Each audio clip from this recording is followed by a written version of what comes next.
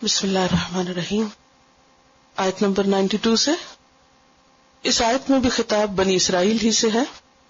وَلَقَدْ جَاءَكُم مُوسَىٰ بِالْبَيِّنَاتِ، اور البتہ تحقیق لائے تمہارے پاس موسیٰ علیہ السلام کھلی نشانیاں، عصا، ید بیضاء، سمندر کا پھٹنا. ثُمَّ اتَّخَذْتُمُ الْعِجْلَ، پھر بھی تم نے بچڑے کو معبود بنا لیا. من بعد ہی، ان کے جانے کے بعد. کہاں جانے کے بعد؟ کوہ طور پر. وَأَنْتُمْ ظَالِمُونَ، اور تم ہی ظالم ہو.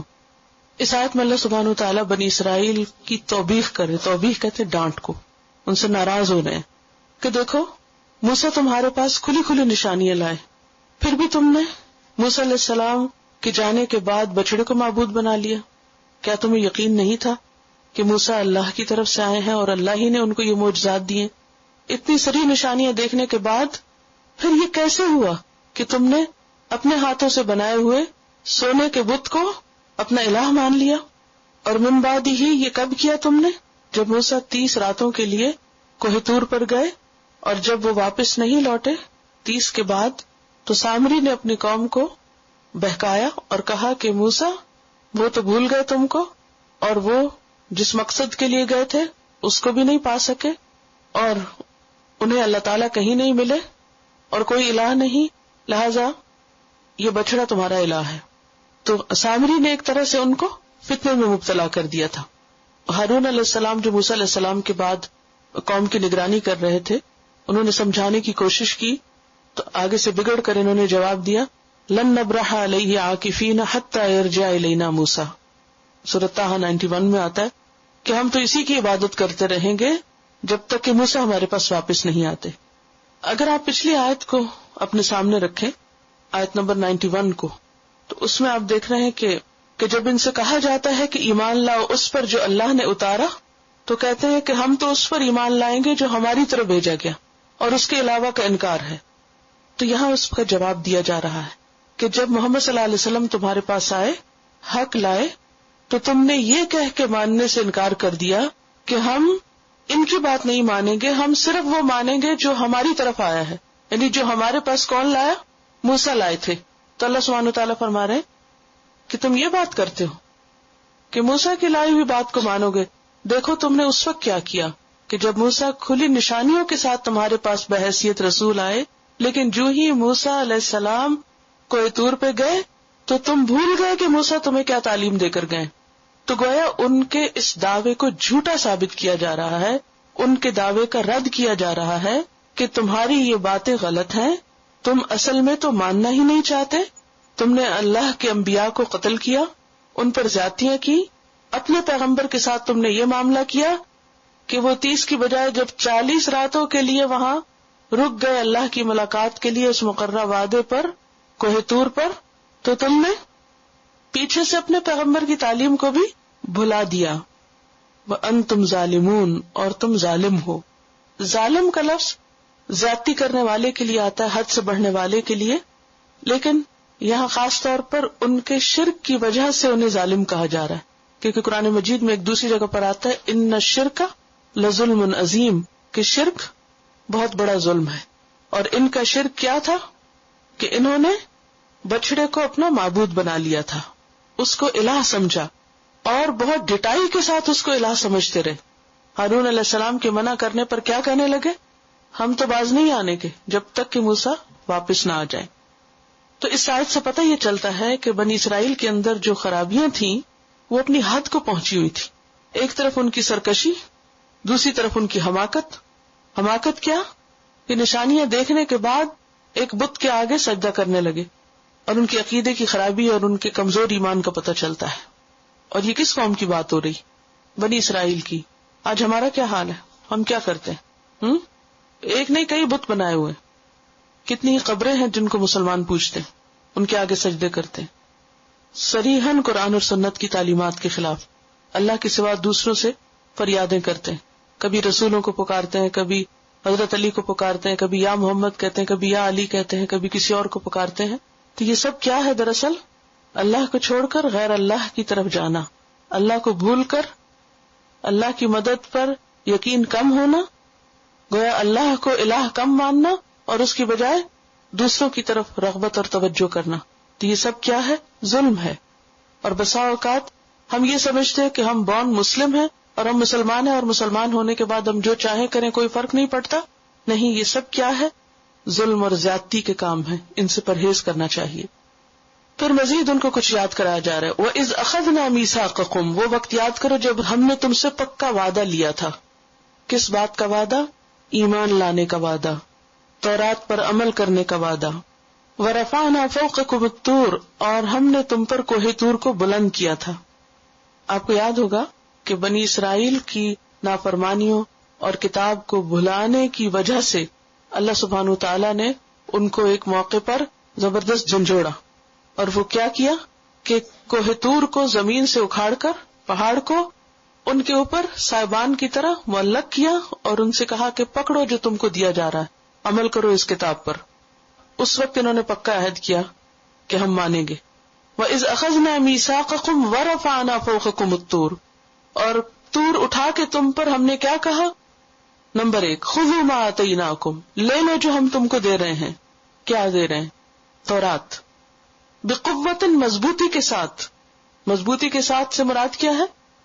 اس کی تصدیق کرو، اس کو سمجھو، اس پر عمل کرو، اور اس کے معاملے میں کسی سستی اور کوتاہی کا شکار نہ ہو. پوری ڈٹرمینیشن کے ساتھ اس کتاب کو لے لو. اور نمبر 2، واسمعوا، اور سنو. اور سنو صرف سنو نہیں، سن کے اڑا نہیں دو، بلکہ یہاں سنو کا دوسرا معنی ہے کہ سنو اور عمل کرو. جو کہا جا رہا ہے مان لو، اس کو جواب بھی دو. قالوا، تو انہوں نے کہا سمعنا، ہم نے سن لیا. وعصینا، اور ہم نے نافرمانی کی. زبان سے کیا کہا انہوں نے؟ سن لیا. اور عمل سے کیا کیا؟ نافرمانی کی. جو کہا گیا تھا وہ کر کے نہ دیا. وَأُشْرِبُوا فِي قُلُوبِهِمُ الْعِجْلَ، اور وہ پلائے گئے اپنے دلوں میں بچڑے کی محبت. ان کے دلوں میں بچڑے کی محبت سرایت کر گئی.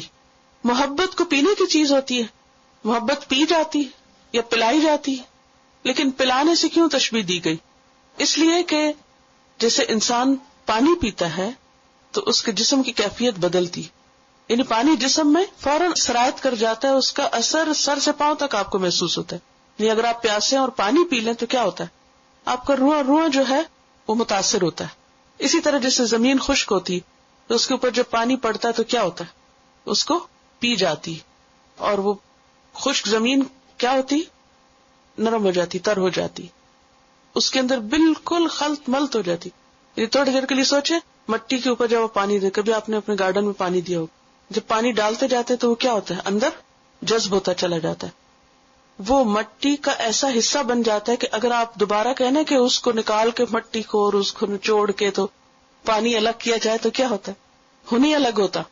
تو محبت کسی چیز کی جب انسان کے دل میں چلی جاتی ہے تو وہ اس کے اندر اس طرح رچ بس جاتی ہے کہ اس کو پھر دل سے الگ کرنا مشکل ہو جاتا ہے. جیسے پانی کو مٹی سے الگ نہیں کیا جا سکتا. وَأُشْرِبُوا فِي قُلُوبِهِمْ، اور ان کے دلوں میں پلا دی گئی تھی، یعنی ڈال دی گئی تھی بچڑے کی محبت. کیونکہ بچڑا تو نہیں پلایا جاتا نا، وہ لفظی معنی کیا بنتا ہے؟ پلائے گئے اپنے دلوں میں بچڑے کو. تو بچڑا تو ویسے بھی کھانے کی چیز ہے، پینے کی تو ہے نہیں. تو مراد اس سے کیا ہے؟ بچڑے کی محبت. یعنی بچڑے کی محبت ایسے ہی ان کے اندر چلی گئی جیسے جسم میں پانی چلا جاتا ہے. لیکن یہ محبت ان کے دلوں میں کیوں ڈالی گئی تھی؟ بِكُفْرِهِمْ، ان کے کفر کی وجہ سے، ان کی نافرمانی کی وجہ سے وہ اس فتنے میں مبتلا کر دیے گئے. قل، کہہ دیجئے، بئس ما، کتنا برا ہے، یأمرکم، حکم دیتا ہے تم کو، بھی جس چیز کا، ایمانکم، تمہارا ایمان. یہ کیسا ایمان ہے جو تم کو اللہ کی محبت چھوڑ کر بچڑے کی محبت دے رہا ہے. ان کنتم مومنین، اگر واقعی تم ایمان لانے والے ہو، اگر تم اپنے ایمان کے دعوے میں سچے ہو، تو یہ کس قسم کا ایمان ہے کہ جو تمہیں اللہ کو بھلا کر بچڑے کے بت کو محبوب کیے ہوئے تمہارے لیے. اس آیت سے بہت سی باتیں پتہ چلتی ہیں. پہلی بات تو یہ کہ جن بنی اسرائیل کو خطاب کیا جا رہا ہے وہ نبی صلی اللہ علیہ وسلم کے زمانے کے تھے. یہاں کس سے خطاب ہے؟ بنی اسرائیل سے. لیکن کون سے بنی اسرائیل؟ جو محمد صلی اللہ علیہ وسلم کے زمانے میں تھے. اب انہوں نے تو بچڑے کی پوجا نہیں کی تھی، پھر ان کو کیوں بلیم کیا جا رہا ہے؟ کیونکہ یہ ایک ہی امت تھے اور یہ اپنے آباء و اجداد کو برا بھلا نہیں کہتے تھے، ان کے کاموں پر فخر تھا ان کو. تو جب آپ کسی قوم کا ساتھ دیتے، جب آپ کسی قوم کے برے کاموں کو برا نہیں کہتے، تو آپ بھی کس میں شمار ہوتے؟ انہی میں شمار ہوتے۔ ظالم کا ساتھ دینے والا بھی کون ہوتا ہے؟ ظالم، اگرچہ وہ ظلم نہ کر رہا ہو۔ مثلا اگر کوئی شخص قتل کر رہا ہے اور دوسرا اس کو صرف شے دے رہا ہے، تو قیامت کے دن یہ بھی اتنے ہی جرم میں دھر لیا جائے گا، کیونکہ اس نے اس کو شے دی کہ ہاں کرو قتل۔ اور اسی طرح باقی برائیوں کے معاملے میں بھی جب کوئی انسان غلط کر رہا ہو تو اس کو برائی سے روکنا چاہیے، نہ کہ اس کی غلطی پر اس کو شے دینی چاہیے، کیونکہ غلطی پر شے دینے والا ایسا ہی ہے جیسے خود غلطی کرنے والا۔ تو یہاں بنی اسرائیل کے اس گروہ کو سنایا جا رہا ہے جو نبی صلی اللہ علیہ وسلم کے زمانے میں تھے، حالانکہ انہوں نے براہ راست خود یہ غلطیاں نہیں کی تھی، لیکن چونکہ وہ اسی قوم سے تعلق رکھتے تھے اور اپنے آباء و اجداد کے کارناموں پہ فخر کرتے اور ان کی تاریخ کو سراہتے، لہذا انہیں اس پر ملامت کی جا رہی ہے، کیونکہ ان کی برائی کو برا نہیں سمجھتے تھے۔ دوسری بات یہ ہے کہ اللہ نے ان کے اوپر کوہ طور بلند کیا تھا۔ اس سے یہ پتہ چلتا ہے کہ اللہ کی طاقت بہت بڑی، وہ چاہے تو پہاڑ کو ایک آن میں اٹھا کے کسی کے سر پہ معلق کر دے، کچھ بھی کر سکتا ہے۔ آپ نے دیکھا ہوگا کہ والکینوز پھٹتے ہیں اور سمندر کے اندر کیا بن جاتے ہیں؟ جزیرے بنتے ہیں نا، آئیلینڈ بن جاتے ہیں نا۔ تو یہ کس کے حکم سے ہوتا ہے؟ کس کے اذن سے ہوتا ہے؟ کون ہے کرنے والا؟ کون ہے وہ آگ دہکانے والا اس کے اندر سمندر کے؟ اللہ۔ تو یہ نشانی آج بھی ہمیں دیکھا، ابھی پچھلے دنوں ایک نیا آئیلینڈ بنا ہے۔ تو اگر آج کے دور میں یہ ہو سکتا ہے تو اس دور میں بنی اسرائیل کے ساتھ بھی ہو سکتا ہے کہ اللہ تعالیٰ کہیں سے بھی پہاڑ اٹھائے اور ان کے سر کے اوپر معلق کرے۔ تو یہ اللہ کی قدرت کی نشانی بھی ہے، کیونکہ اس کے لیے تو کسی بھی کام کو کرنے کے لیے کیا کرنا ہوتا ہے؟ کن فیکون۔ اور پھر آپ دیکھیے کہ کیا کہا گیا، خذوا ما آتیناکم بقوۃ، جو دیا ہے اسے مضبوط پکڑو۔ اس میں ہمارے لیے کیا حکم ہے؟ کتاب کو قوت سے پکڑنے کا حکم ہے، اور قوت سے پکڑنا ہے، کوئی حصی قوت نہیں ہے کہ بہت زور ضبط سے پکڑ لو۔ اس سے مراد کیا ہے؟ یعنی دل کی مضبوطی ہے، عزم اور ارادے کی مضبوطی ہے کہ اسے کسی حال میں نہ چھوڑو، اور دین پر مضبوطی سے عمل کرنے کا حکم ہے، کیونکہ صرف پکڑ کے رکھنا مراد نہیں بلکہ اس سے مراد عمل بھی ہے۔ دیکھیے مومن دو طرح کے ہوتے ہیں، ایک حدیث میں آتا ہے المؤمن القوی خیر و احب الی اللہ من المؤمن الضعیف۔ قوی مومن، مضبوط مومن، طاقتور مومن ضعیف مومن سے زیادہ بہتر ہے اور اللہ کو زیادہ پیارا ہے۔ اس کا یہ مطلب نہیں کہ جو فزیکلی طاقتور ہو، کوئی پہلوان ہو، یعنی پہلوان اللہ کو زیادہ پیارے ہیں، یہ معنی نہیں ہے۔ اس سے مراد ایمان کی طاقت ہے، خواہ کوئی شخص پیرالائز ہی کیوں نہ ہو، لیکن اس کے دل کا جذبہ اور اس کے اندر کی قوت مراد ہے کہ وہ دین کے کسی حکم کو کس طرح لیتا ہے، اس کے اندر جذبہ کیا، وہ کرنا کیا چاہتا ہے۔ تو المؤمن القوی خیر و احب الی اللہ من المؤمن الضعیف وفی کل خیر، اور ہر ایک میں بھلائی ہے۔ احرص علی ما ینفعک، حریص بن جاؤ اس پر جو تم کو فائدہ دے، فائدہ دینے والی چیزوں پر حریص بن جاؤ۔ یعنی قوت کی علامت کیا ہے؟ کیسے قوت سے پکڑو گے؟ حریص ہو جاؤ۔ اور ابھی میں نے حرص کی کیا ڈیفینیشن بتائی تھی؟ کنیکٹ کیا کرے نا چیزوں کو۔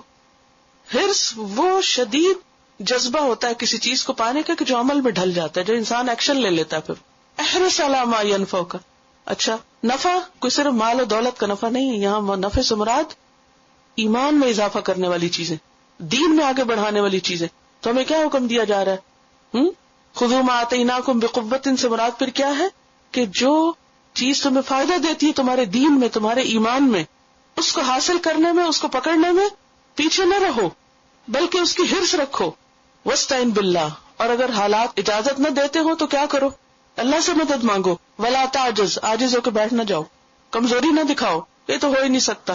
وان اصابک شیء، اور اگر تمہیں کوئی مصیبت پہنچے، فلا تقل، تو مت کہو لو انی فعلت کذا و کذا، کاش میں ایسا اور ویسا کر لیتا۔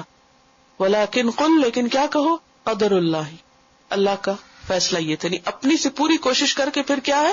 اللہ پہ چھوڑ دو۔ وما شاء فعل، جو اس نے چاہا کیا۔ فإن لو تفتح عمل الشیطان، لو عمل شیطان یعنی شیطان کے کام کا دروازہ کھول دیتا ہے۔ پھر آپ دیکھیے کہ واسمعوا کہا گیا اور مزید بھی سنتے رہو۔ اصل میں سننا کیا ہے؟ جس کا انسان جواب دے۔ کوئی آپ کو بلاتا ہے، آپ کے کان میں آواز پڑ رہی ہے لیکن آپ جواب نہیں دیتے، تو یہ کیا ہے؟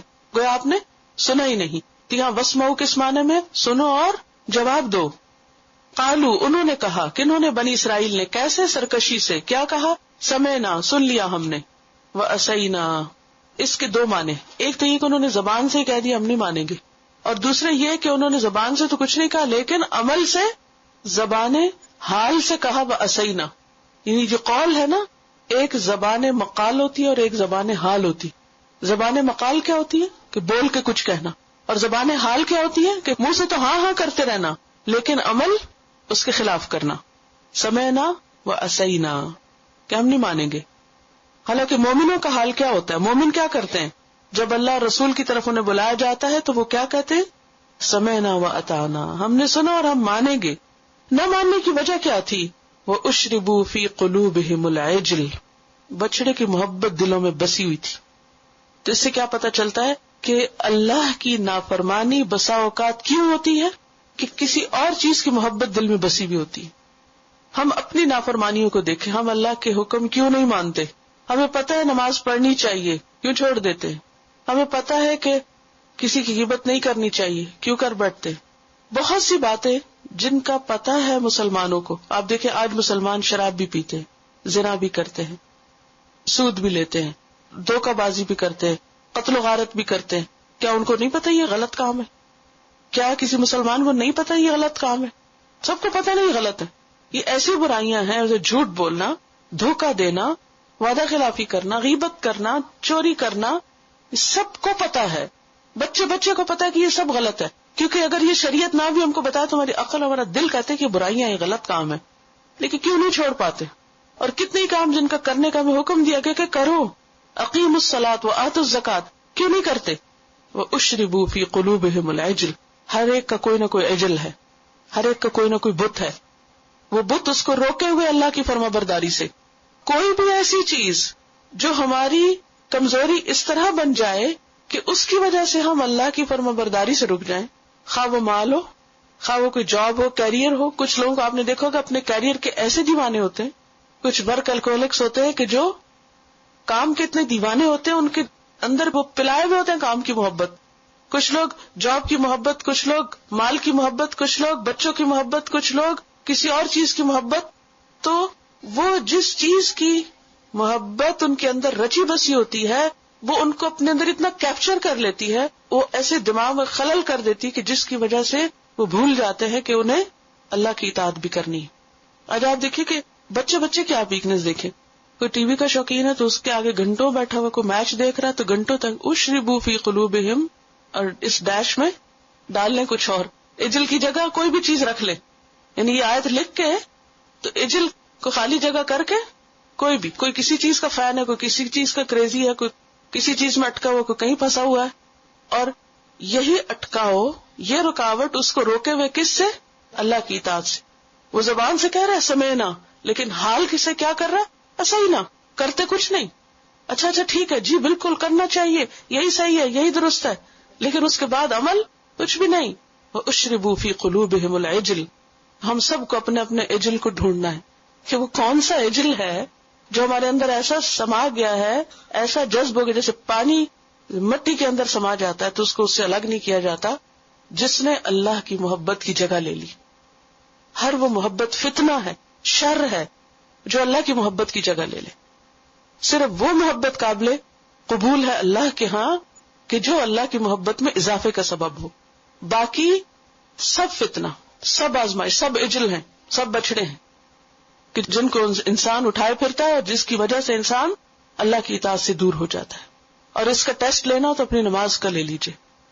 اگر نماز وقت پہ نہیں، نماز میں تاخیر ہے، نماز میں دل نہیں لگتا، نماز میں خشوع و خضوع نہیں، تو کیا ہے؟ ضرور اس کے پیچھے کوئی نہ کوئی عجل ہے. بِكُفْرِهِمْ. اچھا یہ عجل کیوں اندر آ جاتے ہیں؟ یہ عجل کو جگہ کہاں سے مل جاتی ہے؟ لفظ سمجھ رہے ہیں عجل میں کس کے لیے بول رہی ہوں؟ یہ عجل کیوں آ جاتے ہیں؟ بِكُفْرِهِمْ، اللہ کی نافرمانی سے. یہ سزا ہوتی ہے انسان کے لیے. کسی بھی خاص چیز کی محبت جو اللہ سے دور کر دے، یہ دراصل کیا ہے؟ فتنہ. اور یہ فتنے میں پڑتا کیوں ہے انسان؟ اللہ کی نافرمانی کی وجہ سے. جب انسان اللہ کی کوئی نافرمانی کرتا ہے تو نتیجہ کیا نکلتا ہے؟ اس کی سزا ملتی انسان کو. اللہ کی نافرمانی کی، اللہ کے کفر کی، اللہ کی آیات کے کفر کی سزا ملتی ہے انسان کو، اور وہ سزا کیا ہوتی ہے کہ انسان کسی ایسی چیز میں اٹک جاتا ہے کہ جس کے بعد وہ کسی کام کا نہیں رہتا، اور کم از کم اللہ کے کام کا نہیں رہتا، اللہ کے دین کا نہیں رہتا، اللہ کی اطاعت کے قابل نہیں رہتا. تو اوپر ٹاپ پہ کیا ہے؟ اللہ کی نافرمانی، کفر. جب کوئی کفر کرتا ہے تو کہاں آ گرتا ہے؟ اجل میں. اور پھر وہ اجل اس کے لیے کیا بن جاتا ہے؟ ایک مصیبت، جس کی وجہ سے پھر وہ بیکار ہو جاتا ہے، کچھ کرنے کے قابل نہیں ہوتا. ان کے ساتھ بھی یہی ہوا تھا. جب انہوں نے اسینا کر دیا، یعنی سمینا و اسینا، سامنے دیکھ کے نشانیاں اور اپنے سامنے دشمن کو غرق ہوتے دیکھا، موسیٰ علیہ السلام کے پاس عصا دیکھا جس سے وہ چشمے پھوٹے، موسیٰ علیہ السلام ہاتھ نکالتے ہوئے ید بیضاء دیکھا، اور اس کے بعد اللہ کا انکار اور بچڑے کو معبود بنا بیٹھے. تو یہ سب کچھ کیا ہے؟ ان کی اپنی نافرمانیوں کی وجہ سے. اللہ کسی پہ ظلم نہیں کرتا.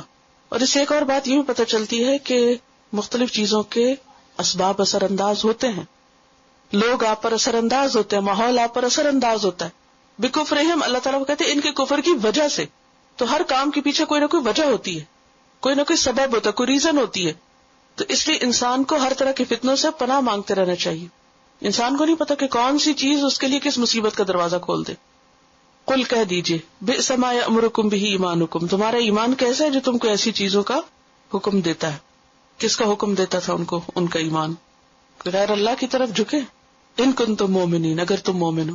تو اس سے پتہ ہی چلتا ہے کہ زبانی ایمان کا دعویٰ قابل قبول نہیں جب تک کہ انسان کا عمل اس کا ساتھ نہ دے. تو اس آیت میں جو سب سے بڑی سیکھنے کی چیز ہے وہ کیا ہے کہ انسان کو حق نظر آئے تو قبول کر لینا چاہیے، کیونکہ حق کو ریجیکٹ کرنا، رد کرنا، حق کا انکار کرنا، کفر کرنا انسان کی آزمائش کا سبب بن جاتا ہے. اور وہ آزمائش کیا ہوتی ہے کہ انسان کے دل میں ایسی چیز کی محبت بھر جاتی ہے جو اللہ کو پسند نہیں ہوتی. اللہ کی ناپسندیدہ چیز کی محبت دل میں بیٹھ جاتی، اور پھر انسان آئندہ کے لیے اللہ کی طرف جانے کے قابل نہیں رہتا. اور دوسری بات یہ ہے کہ ایمان جو ہے وہ عمل کا محرک ہوتا ہے. محرک تو موٹیویٹ کرتا ہے. جیسا ایمان ہوگا ویسا ہی عمل ہوگا. بالکل اسی طرح جیسے بیج ہوگا ویسا ہی درخت ہوگا. تو چونکہ ان کا ایمان ہی درست نہیں تھا لہٰذا ان کے اعمال درست نہیں تھے. قل ان کانت لکم الدار الآخرۃ عند اللہ خالصۃ. اب یہاں ان کے کچھ اور دعووں کا رد کیا جا رہا ہے. کیا کیا جا رہا ہے؟ یہود کے کچھ دعووں کو رد کیا جا رہا ہے، ان کے خیالات کا توڑ کیا جا رہا ہے. کیا تھے وہ دعوے؟ ان کا ایک دعویٰ یہ تھا کہ نحن ابناء اللہ و احباؤ، ہم اللہ کے بیٹے ہیں اور اللہ کے بہت محبوب ہیں، لہذا کیا ہوگا؟ لن تمسنا النار الا ایاما معدودہ، چند دن کے سوا ہم کو آگ نہیں چھوئے گی. یا پھر یہ کہتے تھے لن يدخل الجنۃ الا من کان یہودا و نصارا، جنت میں تو صرف یہود و نصارا ہی داخل ہوں گے. یہ ان کے خیالات تھے. آج کل ہم لوگوں کا بھی یہی ہے نا کہ جنت ہم مسلمانوں کے لیے ریزرو ہے، عمل کوئی بھی ہو لیکن جائیں گے تو وہیں. اس کا توڑ یہاں کیا جا رہا ہے. کہا یہ جا رہا ہے قل کہہ دیجئے اے محمد صلی اللہ علیہ وسلم، ان کانت لکم الدار الآخرۃ، اگر تمہارے ہی لیے ہے آخرت کا گھر یعنی جنت. آخرت کا گھر جہنم نہیں ہے بلکہ جنت. تم کہتے جنت میں ہم ہی جائیں گے. عند اللہ، اللہ کے پاس، خالصۃ من دون الناس، باقی لوگوں کو چھوڑ کر خالص تمہارے ہی لیے. تو پھر کیا کرو؟ جنت میں جانے کی تمنا کرو، جنت میں چلو، اس کے لیے موت مانگو. فتمنوا الموت، موت کی تیاری کرو تاکہ جلدی جنت میں پہنچو، کیونکہ وہ دنیا سے بہتر جگہ ہے. اتنے شور ہو تم کہ تم ہی جنت میں جاؤ گے اور باقی لوگ نہیں جائیں گے کیونکہ وہ تو ستیلے ہیں. ان کنتم صادقین، اگر تم سچے ہو، اگر تم اپنے اس دعوے میں سچے ہو تو پھر کیا ہے؟ پھر آخرت کی طرف توجہ کرو، کیونکہ جو سچا انسان ہوتا ہے نا اس کا دل دنیا میں کم اور آخرت میں زیادہ لگتا ہے. کیونکہ جب انسان سچائی پہ عمل کرتا ہے نا تو زندگی مشکل ہونے لگتی. جب آپ سچے بنتے ہیں، سچ بولتے ہیں، سچ کہتے ہیں، سچ پہ چلتے ہیں، تو پھر لوگوں کو کانٹے چبھنے لگتے ہیں یا نہیں؟ آپ کے آس پاس کے لوگ انکمفرٹیبل ہو جاتے ہیں اور پھر ری ایکشن کیا ہوتا ہے کہ آپ کو بھی کیا کرتے ہیں؟ مشکل میں ڈالتے ہیں، مخالفت کرتے ہیں. اب کیا ہوتا ہے کہ جب آپ مشکل میں پڑنے لگتے ہیں تو دنیا سے دل اٹھنے لگتا ہے، آپ کو حقیقت نظر آنے لگتی کہ یہ دنیا رہنے کی جگہ نہیں ہے. لہذا انسان کو آلٹرنیٹ چاہیے. تو پھر وہ آلٹرنیٹ کیا ہے؟ آخرت. انسان سوچتا ہے میرا گھر وہاں ہے، میرا اجر وہاں ہے، میری پذیرائی وہاں ہے، مجھے سب کچھ وہاں ملے گا. لہذا اس کی ساری ایفرٹ اور توجہ اور کوشش وہاں کے لیے ہوتی ہے. وہ دنیا میں کام کر رہا ہوتا ہے، وہ دنیا کے کام بظاہر کر رہا ہوتا ہے، لیکن ان سب چیزوں کے پیچھے اس کی نیت کیا ہوتی ہے؟ ان سب چیزوں کا ریوارڈ مجھے وہاں جا کے ملے گا. لہذا وہ حق پہ قائم رہتا ہے. فرمایا اگر تم سچے ہو، حق پر ہو، تو موت سے کیوں ڈرتے ہو؟ پھر اللہ تعالیٰ خود ہی فرماتے وَلَن يَتَمَنَّوْهُ أَبَدًا، وہ ہرگز اس کی تمنا نہیں کریں گے، کبھی بھی، نیور ایور، کبھی موت نہیں مانگیں گے. کیوں؟ بما قدمت ایدیہم، اس وجہ سے جو ان کے ہاتھوں نے آگے بھیجا، یعنی اپنے اعمال کی وجہ سے. مومن کو موت سے ڈر کب لگتا ہے؟ جب اس کو اپنی غلطی نظر آتی. دنیا میں انسان کا جب دل نہیں لگتا تو دل چاہتا نا کہ انسان اللہ کے پاس چلا جائے، ہوتا نا ایسے. اچھا وہاں جانے سے صرف ایک چیز روکتی ہے، اور وہ کیا؟ ابھی ہے کچھ نہیں پاس. اگر یہ پتا چلے کہ اللہ راضی ہے تو پھر موت سے پیاری کوئی چیز نہ رہے. تو اللہ تعالیٰ یہاں یہ فرما رہے کہ ان کو پتا ہے یہ کیا کر چکے اور یہ کیا کرتے ہیں. ان کے جو کفر ہے، ظلم ہے، زیادتی ہے، نافرمانی ہے، شرک ہے، اس کی طرف اشارہ. قدمت ایدی میں ان کے سارے اعمال کی طرف اشارہ ہے کہ یہ اپنے برے اعمال کی وجہ سے مرنا نہیں چاہیں گے، اور یہ ان کا دعویٰ جھوٹا ہے کہ جنت انہی کے لیے. واللہ علیم بالظالمین، اور اللہ خوب جانتا ہے ظالموں کو، یعنی ان لوگوں کے اعمال کا اللہ کو خوب پتا ہے. تو اس سے یہ پتا چلتا ہے کہ انسان موت کی تمنا نہیں کرتا اور کرنی بھی نہیں چاہیے. کیوں؟ ہمیں موت کی تمنا کرنے سے منع کیا گیا. کیوں؟ کیونکہ زندگی ایک بار ملی ہے اور انسان کو چاہیے کہ اس زندگی کے ایک ایک دن سے فائدہ اٹھا لے. فرمایا وَلَتَجِدَنَّهُمْ أَحْرَصَ النَّاسِ عَلَى حَيَاتٍ، تم ضرور پاؤ گے ان کو لوگوں میں سب سے زیادہ گریڈی، حریص، کس پر؟ علی حیات، دنیا کی زندگی پر. کیوں؟ تاکہ دنیا کی لذتوں سے فائدہ اٹھا لیں، کیونکہ ان کو پتا کہ آگے تو کچھ ہے نہیں. وَمِنَ الَّذِينَ أَشْرَكُوا، حتیٰ کہ ان لوگوں سے بھی بڑھ کر زیادہ زندگی پیاری ان کو جنہوں نے شرک کیا. یعنی مشرکین سے بھی زیادہ یہ زندگی کے شدائی ہیں، جینا چاہتے ہیں. کتنا جینا چاہتے ہیں؟ یود احدہم، ان میں سے ایک ایک یہ چاہتا ہے، لو یعمر الف سنۃ، کاش اس کی عمر 1000 سال ہو. ہر ایک ان میں سے 1000 سال جینا چاہتا ہے. وما هو بمزحزحہ من العذاب، حالانکہ 1000 سال تک جینے سے عذاب دور نہیں ہوگا. ان یعمر، کہ ان کو عمر دے دی جائے. زیادہ عمر کا مل جانا عذاب کو روک نہیں سکتا، کیونکہ 1000 سال بعد بھی کیا ہوگا؟ موت تو آئے گی، اور موت آئے گی تو مصیبت آئے گی. وما هو بمزحزحہ من العذاب ان یعمر واللہ بصیر بما یعملون، اور اللہ خوب دیکھ رہا ہے جو بھی یہ عمل کرتے ہیں. ان کے سارے اعمال اللہ کے سامنے ہیں. اس آیت سے بھی کئی باتیں پتہ چلتی. پہلی بات تو یہ کہ بنی اسرائیل میں زندگی کی محبت بہت ہے، ہر چیز سے بڑھ کر اور ہر قوم سے بڑھ کر. دوسری بات یہ کہ طویل زندگی انسان کو عذاب سے نہیں بچا سکتی. یہ نہیں ہو سکتا کہ کوئی زیادہ دن جیے تو وہ پنشمنٹ سے بچ جائے گا. پھر یہ ہے کہ لمبی عمر مومن کے لیے فائدہ مند ہے، موت کی تمنا نہیں کرنی چاہیے. ایک شخص نبی صلی اللہ علیہ وسلم کے پاس آیا اور کہنے لگا ای الناس خیر، کون سا انسان سب سے اچھا ہے؟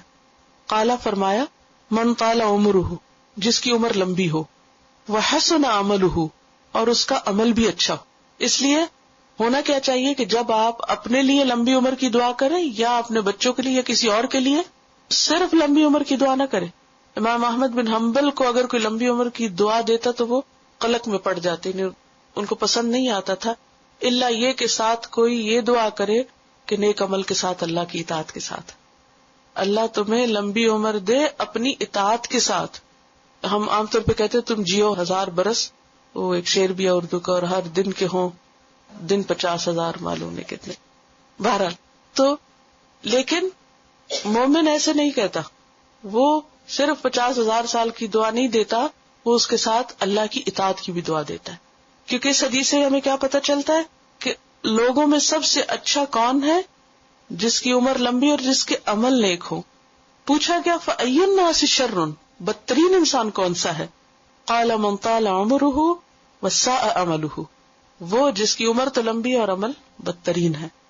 کیونکہ انسان کی اصل عمر وہ ہے جو وہ اللہ کی اطاعت میں گزارتا ہے. حقیقی عمر کیا ہے؟ اصلی عمر. ایک شخص کی عمر 100 سال ہے، 100 سال میں سے تیسرا حصہ تو اس نے سو کے گزارا ہے. وہ سوتا ہے رات کو 8 گھنٹے، تو 1/3 ہو گیا نا. 24 آورز میں اگر کوئی 8 گھنٹے سو رہا ہے تو 1/3 تو سونے میں گزر گیا اس کا. بس 60 سال عمر ہے کسی کی، 20 سال تو سونے میں گزر گئے. باقی عمر کیا ہے؟ اصل عمر 40 ہو گئی. اب 40 میں کچھ وقت تو کھانے نہانے دھونے اور دنیا کے کام کاج جاب ادھر ادھر گزر گئی. یہ سوچئے کہ عبادت میں کتنے سال گزرے اور اللہ کی اطاعت میں کتنے، دن کے کتنے گھنٹے اور کتنے منٹ آپ کے قرآن پڑھنے میں گزرتے ہیں. سوچئے ذرا، اگر ہم صبح کی تلاوت بھی نہیں کرتے، کتنے لوگوں نے رمضان کے بعد اب سے دوبارہ قرآن پورا بھی کر لیا ہو. وقت ہی نہیں ہوتا، کون پڑھے، یہ تو بس ٹھیک ہے سن لیتے ہیں، کیسٹ لگی ہوئی تھی ہم سن لیتے ہیں. ہم نے خود کیا کیا، ہمارے منہ سے کیا نکلا، سوچنے کی بات ہے نا. تو دن کے اگر ہر روز کے 5 منٹ صرف آپ تلاوت کرتے تو جب جا کے مہینے میں کتنے ہوں گے؟ 150 منٹس، صرف 2 گھنٹے اور کچھ منٹ. تو اسی طرح ذکر میں کتنا وقت گزرتا ہے، کسی کی خدمت میں، اچھے کاموں میں. تو ہم سب اپنا خود کیلکولیشن کر سکتے ہیں کہ ایک ایوریج انسان کی لائف جو ہے وہ اللہ کی اطاعت میں کتنی گزرتی اور نافرمانی کے کاموں میں کتنی گزرتی. بس اگر آپ بیکار میں بیٹھے ٹی وی کے آگے کچھ نہیں، بس دیکھے جا رہے ہیں تو کبھی ایک چینل بدلتے کبھی دوسرا، بس دل بہلا رہے. کبھی سوچے کہ گھنٹہ گزر گیا، 2 گھنٹے گزر، کیا کمایا؟ عمر کا یہ حصہ بھی تو کاؤنٹ ہو رہا ہے نا. تو حقیقی عمر ہماری وہ ہے جو ہم نے اچھے کاموں میں گزاری، اللہ کی اطاعت میں گزاری، نیکی کے کاموں میں گزاری، کسی خیر اور فائدہ مند کام میں گزاری، اور باقی وقت جو ہے وہ مائنس ہے. اب آپ دیکھیں کہ کچھ لوگ ایسے ہوتے ہیں کہ جو چھوٹی عمر میں بھی بہت کچھ کر جاتے ہیں. امام حازمی کی عمر صرف 37 سال تھی جب وہ فوت ہو گئے تھے. 37 میں فوت ہو گئی، ڈائیڈ. اور زبردست کتاب لکھی اللہ اعتبار کے نام سے. چھوٹی عمر میں بھی کئی لوگوں نے بہت بڑے بڑے کام کر لی. اسی طرح عبدالحی لکھنوی کا نام شاید آپ نے سنا، ان کی عمر بھی 37 سال تھی جب وہ فوت ہوئے. انہوں نے بھی کئی کتابیں لکھی. ان کی کتابیں آج کے اسکالرز ایڈٹ کر رہے ہیں بیٹھ کے. عبد الفتاح ابو غدہ کا نام آپ نے سنا ہوگا، انہوں نے ان کی کتابیں ایڈٹ کی. تو اس لمبی سے مراد ضروری نہیں ہوتا کہ آپ 100 ایئرز جئیں. اگر 40 سال آپ کی بیماری میں بیڈ پہ لیٹ کے گزرے تو وہ عمر تو نہیں نا. وہ کیا عمر ہے؟ اصل میں دیکھنے کی بات یہ ہے کہ ہم کتنے پروڈکٹیو. بعض لوگ چھوٹی عمر میں ہی بہت سے اچھے کام کرنا شروع کر دیتے جو ان کے لیے آگے جا کے صدقہ جاریہ بنتے. اب دیکھیے کہ حضرت عائشہ کی عمر کتنی تھی جب حضور صلی اللہ علیہ وسلم فوت ہوئے؟ 18 سال، 18. سارا علم حاصل کر چکی تھی اور باقی زندگی اسی کو آگے سکھایا. اور پھر تقریباً 50 سال بعد آپ کی زندہ رہی، شاید 68 تھی یا کتنی. اس کے برعکس ان کی بہن حضرت اسما جو تھی ان کی عمر 100 سال سے زائد تھی جب وہ فوت ہوئی. تو اصل چیز کوانٹٹی نہیں ہے، کوالٹی ہے.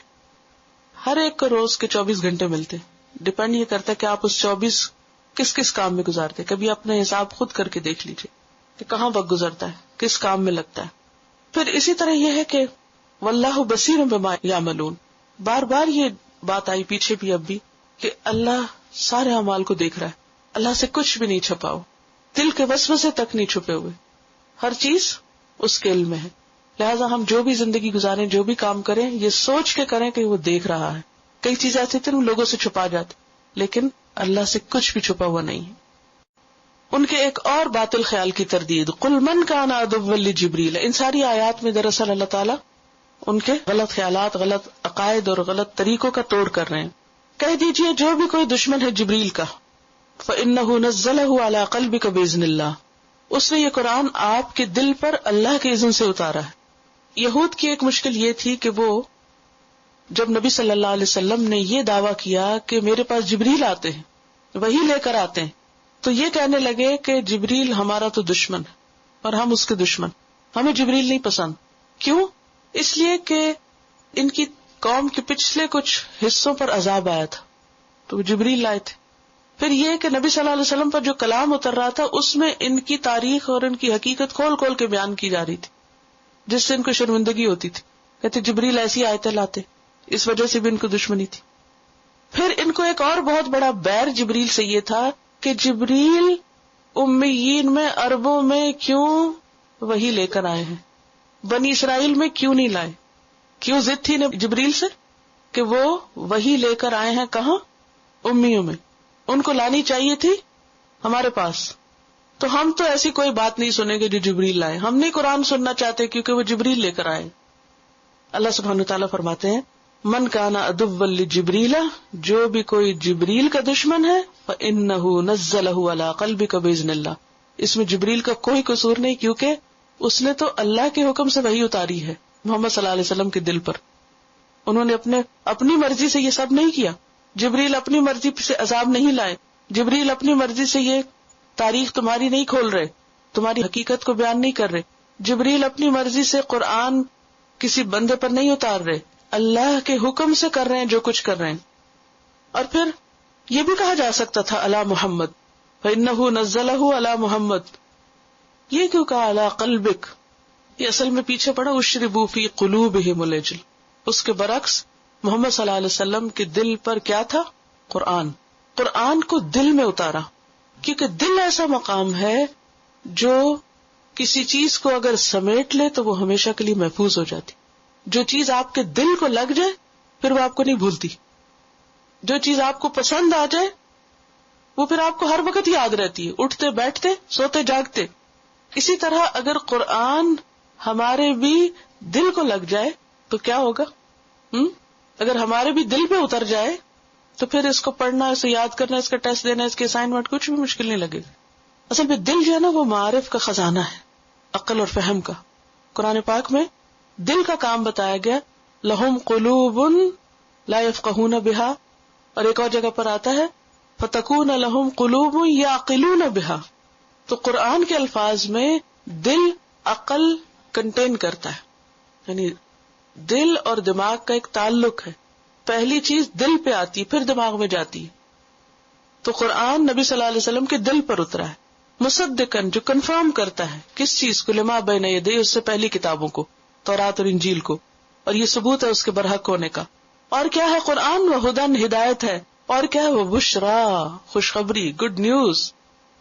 للمومنین، لیکن کس کے لیے؟ مومنوں کے لیے. تو اس آیت سے یہ پتہ چلتا ہے کہ جبریل علیہ السلام کا ایک بہت اہم مقام ہے. اللہ کے اطاعت گزار فرشتے ہیں، اور ان کا بڑا مقام کس لیے؟ کیونکہ وہ قرآن لے کر آئے، حامل قرآن ہے. یعنی جبریل کی فضیلت کس وجہ سے ہے؟ قرآن لانے کی وجہ سے. پھر یہ بھی پتہ چلتا ہے کہ قرآن پچھلی کتابوں کی تصدیق کرتا ہے. پھر یہ کہ قرآن ہدایت ہے. پھر یہ کہ قرآن خوشی کا ذریعہ ہے. قرآن سے دل میں خوشی آنی چاہیے. ہم سب کو اپنے دل کا جائزہ لینا چاہیے کہ قرآن پڑھ کے، قرآن سن کر ہمارے دلوں میں خوشی سماتی ہے یا نہیں، کیونکہ یہ ایمان کی علامت ہے. قرآن سے خوشی صرف اس کو ہوگی جس کے اندر ایمان ہوگا. قرآن سے کراہت، بے رغبتی اور دوری اور گھبراہٹ ایمان کی کمزوری کی علامت ہے. اگر قرآن سن کر گھبراہٹ ہو، قرآن سن کر، قرآن پڑھ کر خوشی نہ ہو، تو یہ کس کی علامت ہے؟ ایمان کی کمزوری. کیونکہ اللہ سبحانہ وتعالیٰ کیا فرما رہے ہیں کہ ہدی و بشرا للمؤمنین، ایمان لانے والوں کے لیے تو قرآن کیا ہے؟ ہدایت اور خوشخبری ہے.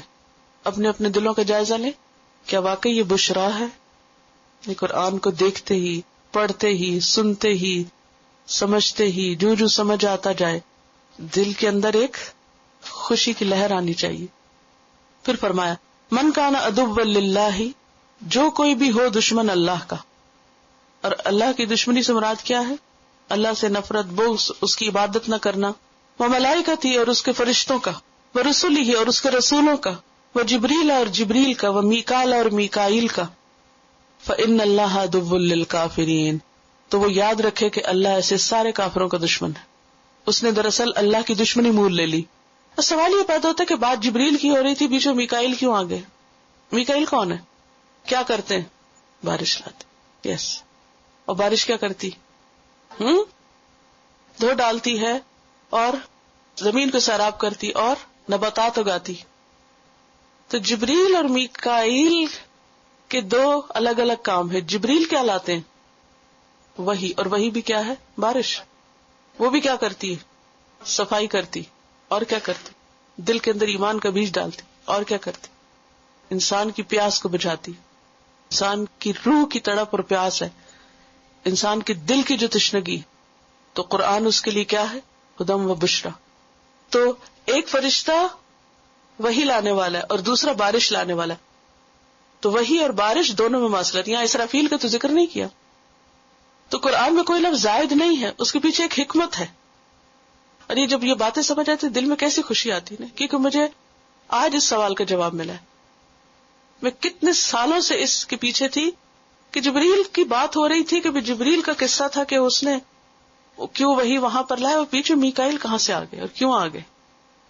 تو پھر سمجھ میں آیا کہ میکائیل بارش لاتے اور بارش سے زمین کی حالت بدل جاتی, بالکل ایسے ہی جیسے زمین پر خوشی کا پیغام لاتی ہے بارش اپنی حدود کے اندر ہو, تو اسی طرح وہی دل کے لیے بارش ہے, خوشی کا ذریعہ ہے. قرآن بشرا ہے. اور جو ان فرشتوں سے عداوت رکھتا ہے, رسولوں سے دشمنی رکھتا ہے, فإن اللہ عدو للکافرین, اللہ سارے کافروں سے دشمنی رکھتا ہے. اور اللہ جس کا دشمن ہو پھر وہ کہیں بچ کے جا نہیں سکتا. اور پھر یہ ہے کہ یہ معزز اور مقرب فرشتے اللہ کے محبوب ہیں. اللہ کے محبوب کے ساتھ دشمنی نہیں رکھنی چاہیے, کیونکہ حدیث میں آتا ہے من عاد لی ولیا فقد آذنتہ بالحرب, جو میرے کسی ولی سے, میرے دوست سے دشمنی رکھے گا میں اسے جنگ کی دعوت دیتا ہوں. بخاری کی حدیث ہے یہ. تو اولیاء اللہ کی محبت اللہ کی محبت کے حاصل کرنے کا ذریعہ ہے. جو شخص اللہ کا محبوب ہو اس سے محبت اللہ کی محبت میں اضافے کا ذریعہ بنتی ہے, اور جو شخص اللہ کا ناپسندیدہ ہو اس کی محبت اللہ کی ناراضگی کا ذریعہ بنتی ہے. تو اولیاء اللہ کی محبت ضروری ہے, ان کی عزت اور احترام ضروری ہے, اور ان سے دشمنی اللہ کی دشمنی کو مول لینا ہے. وَلَقَدْ أَنزَلْنَا إِلَيْكَ آيَاتٍ بَيِّنَاتٍ, اور البتہ تحقیق ہم نے آپ کی طرف کھلی روشن نشانیاں بھیجیں, واضح احکامات بھیجے جن میں کوئی ابہام نہیں. وَمَا يَكْفُرُ بِهَا إِلَّا الْفَاسِقُونَ, اور نہیں انکار کرتے ان کا مگر نافرمان لوگ, فاسق لوگ. یہاں آیات سے کیا مراد ہے؟ یہاں مراد احکامات ہیں, کیونکہ قرآن کا ذکر پیچھے ہو رہا ہے نا, اسی ریفرنس میں قرآن مراد ہے. ہم نے آپ کے پاس جو قرآن بھیجا اس میں جو آیات ہیں وہ اتنی واضح ہے کہ سب کو سمجھ میں آتی. یعنی قرآن مجید ایسی چیز ہے جو سمجھ میں آنے والا ہے. وَمَا يَكْفُرُ بِهَا إِلَّا الْفَاسِقُونَ, لیکن ان آیات کا انکار کون کرتا ہے؟ قرآن کے حکم کو کون نہیں مانتا؟ جو فاسق, جو نافرمانی کرنا چاہتے ہیں. تو قرآن کا حق دینا ضروری ہے. قرآن کا حق نہ دینا کیا ہے؟ فسق.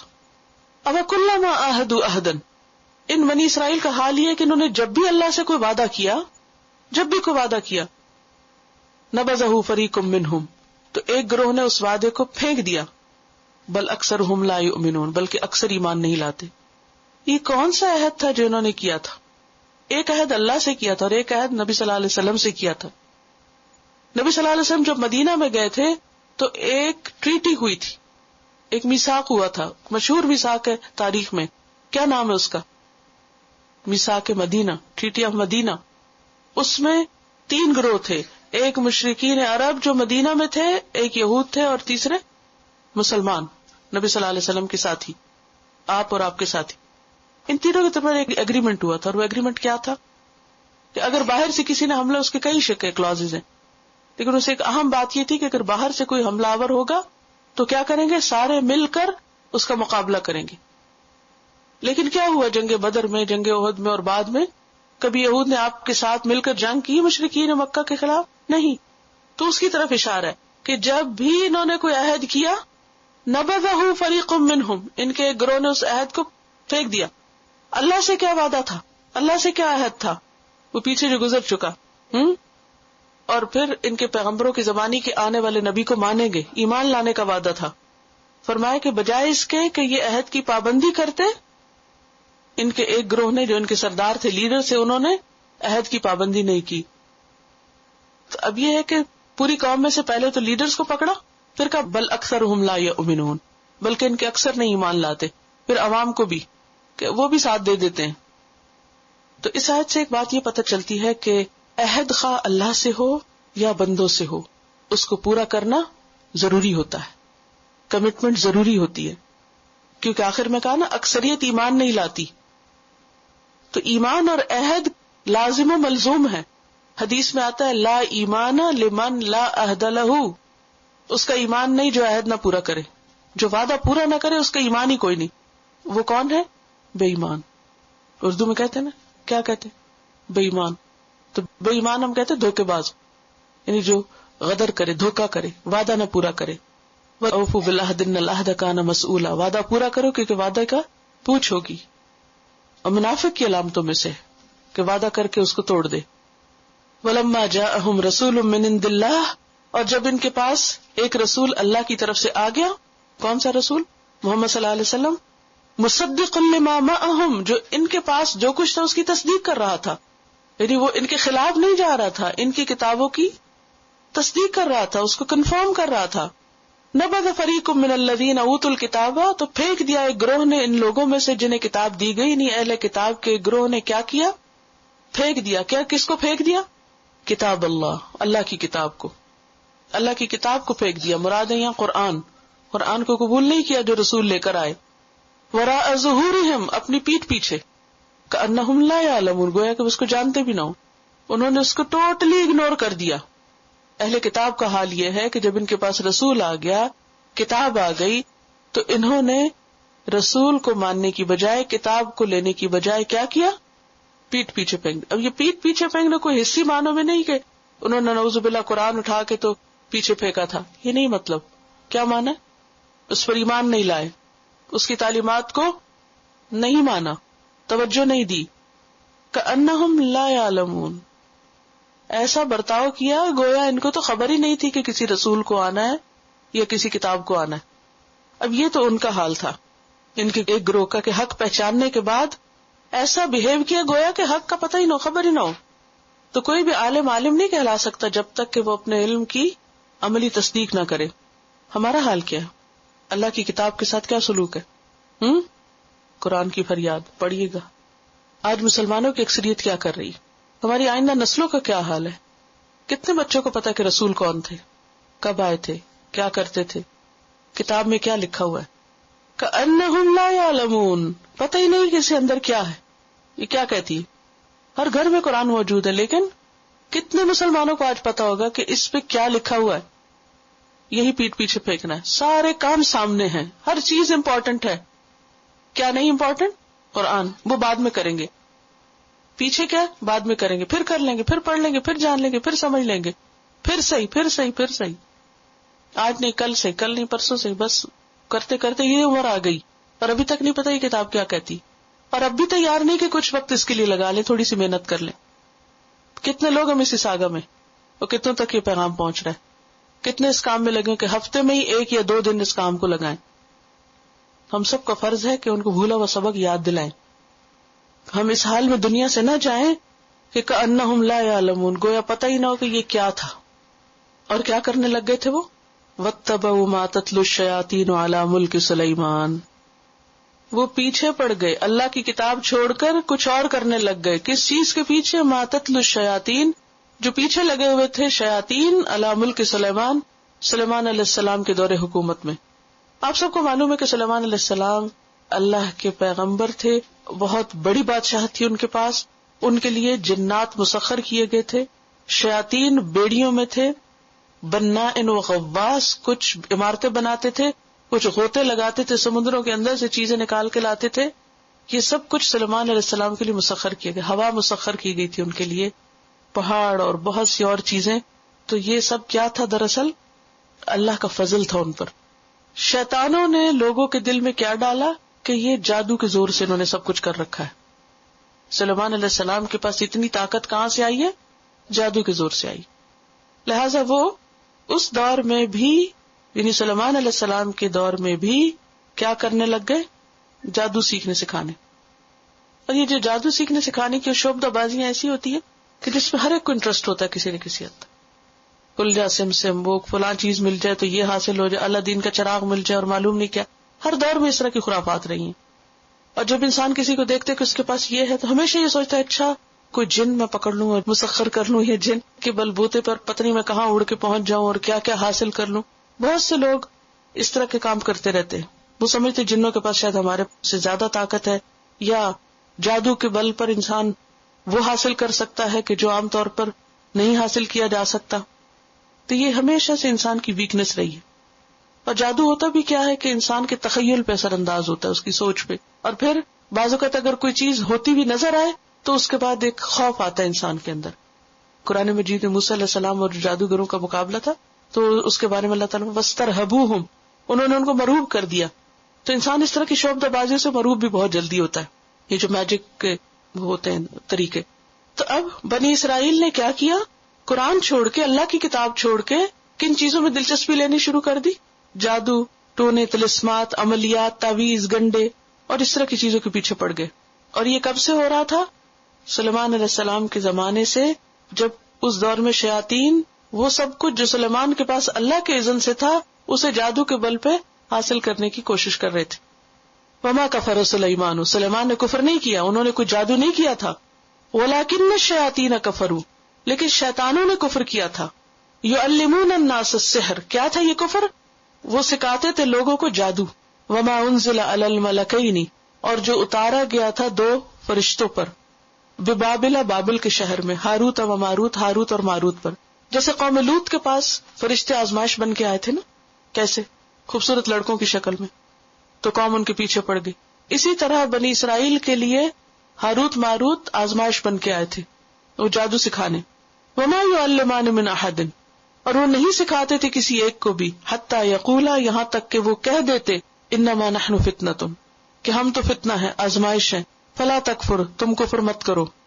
انسان کی آزمائش عموماً اسی چیز سے ہوتی ہے جس سے اس کا دلی لگاؤ ہوتا ہے. تو ان کے اندر ایک تھرل تھی، ایک شوق تھا کہ ہم کسی طرح یہ طلسم سیکھیں، جادو سیکھیں. لہذا جب انہیں پتہ چلا کہ 2 فرشتے اترے آسمان سے صرف جادو سکھانے، تو دوڑ پڑے. یعنی انہیں یہ یاد نہ رہا کہ یہ آزمائش ہے. حالانکہ وہ جب جاتے تھے سیکھنے بیٹھتے تو وہ پہلے کہتے تھے دیکھو ہم سکھائیں گے لیکن ہم تمہاری آزمائش ہیں، فلا تکفر، کفر نہ کرو.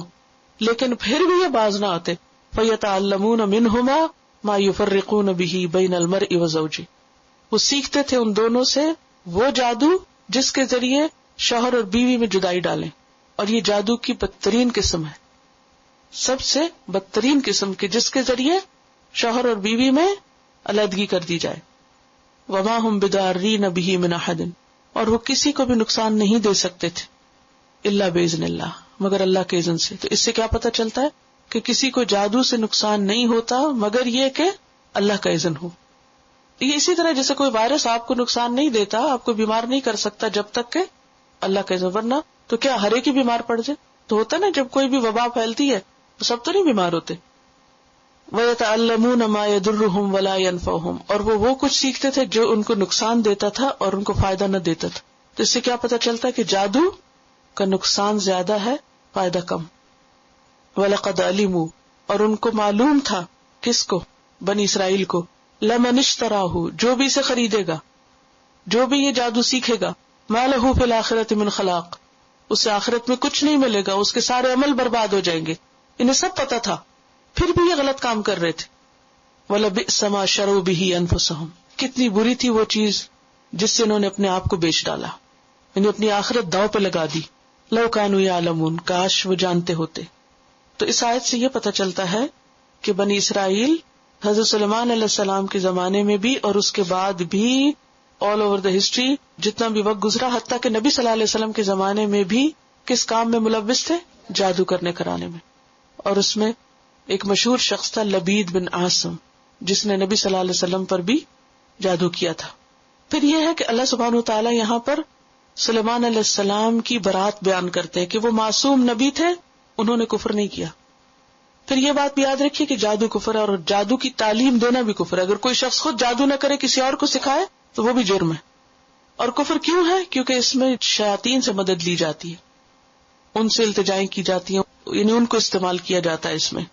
اور پھر اس لیے بھی منع ہے کہ دوسرے انسان کو تکلیف ہوتی ہے اس سے جس پر کیا جاتا ہے، یہ دوسرے کو نقصان دینا ہے. پھر ایک اور بات یہ سوال یہ پیدا ہو سکتا ہے کہ فرشتے تو غلط کام نہیں کرتے، تو جادو اگر کفر ہے اور اتنا بڑا جرم ہے تو وہ کیوں سکھاتے تھے؟ وہ اللہ کے اذن سے سکھاتے تھے، وہ فتنہ تھے. دیکھیے اللہ کے سوا کسی کو سجدہ جائز نہیں، لیکن فرشتوں سے کیا کہا گیا کہ کس کو سجدہ کرو؟ آدم کو. انہوں نے کیوں کیا؟ اللہ کا حکم سمجھ کے. تو یہاں بھی یہ دونوں فرشتے سکھا رہے تھے اللہ کا حکم سمجھ کر. پھر اسی طرح آپ دیکھیں قتل حرام ہے لیکن حضرت ابراہیم کو خواب آیا کہ کیا کرو؟ بیٹے کو ذبح کرتے. یہ کیا تھا دراصل؟ اللہ کا حکم.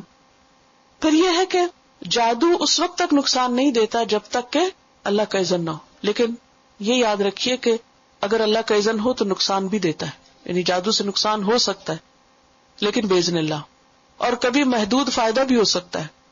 لیکن یاد رکھیے کہ بعض اوقات اللہ تعالیٰ حرام کے راستے اس لیے آسان کر دیتے ہیں کہ بندے کے لیے آزمائش ہو. تو انسان کو محتاط رہنا چاہیے اور غلط طریقے اختیار نہیں کرنے چاہیے. پھر یہ یاد رکھیے کہ نفع نقصان کا اصل مالک بہرحال اللہ سبحانہ وتعالیٰ ہے. کسی کے اوپر اگر ایسی تکلیف ہو، کسی کو جادو کا اثر محسوس ہو، یعنی سبب معلوم نہ ہو لیکن انسان بیمار ہو، صحت ہی نہ ہو رہی، کوئی وجہ ہی نہ پتہ چل رہی، تو ایسی صورت میں انسان کو جادوگروں کے پاس جا کے علاج نہیں کرانا چاہیے. کیا کرنا چاہیے؟ اللہ سے دعا کرنی چاہیے.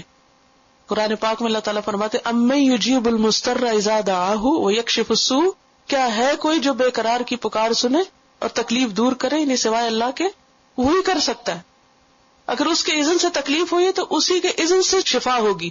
کسی جادوگر کے ہاتھ میں شفا نہیں ہے، کیونکہ بعض لوگ کیا کہہ کے جادو شروع کرا دیتے، توڑ کر آ رہے ہیں اور وہی کام کرتے ہیں جو پہلے ہوا. ایک نے غلط طریقے سے کیا، دوسرے اس کے توڑ میں وہی جادو کر لیا. تو کوئی طریقہ جادو کے توڑ کا جو خود جادو ہو وہ ٹھیک نہیں. نبی صلی اللہ علیہ وسلم نے موعظتین سے علاج کیا، تو کیا کرنا چاہیے؟ موعظتین پڑھنی چاہیے. اور پھر یہ ہے کہ جادو کا کرنا کرانا سیکھنا سکھانا کیا ہے؟ آخرت برباد کرنا. آخرت میں انسان کا کوئی حصہ نہ ہوگا. اور پھر یہ بھی کہ بدترین جادو شوہر بیوی میں جدائی ڈالنا ہے. لہذا جادو کے علاوہ بھی اگر کوئی ہسبینڈ وائف کو آپس میں لڑا رہا ہے یا ان کے گھر میں انٹرفیئرنس کر رہا ہے یا تفریق ڈال رہا ہے تو یہ بھی بدترین جرم ہے. وَلَوْ أَنَّهُمْ آمَنُوا وَاتَّقَوْا، اور اگر وہ ایمان لاتے اور تقوی اختیار کرتے. کون؟ یہ بنی اسرائیل جو جادو کرنے لگ گئے.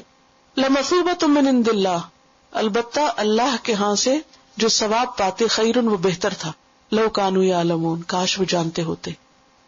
تو اصل بات کیا ہے کہ انسان کو ایسے بدترین راستے چھوڑ کر کس طرف توجہ دینی چاہیے؟ اپنی اصلاح کی طرف، ایمان اور تقوی کے ذریعے. دوسری بات یہ ہے کہ اللہ کے ہاں جو اجر اور ثواب ہے وہ دنیا کی ہر چیز سے بہتر ہے. لیکن یہ بات بہت سے لوگوں کی سمجھ میں نہیں آتی، انہیں معلوم نہیں ہوتا.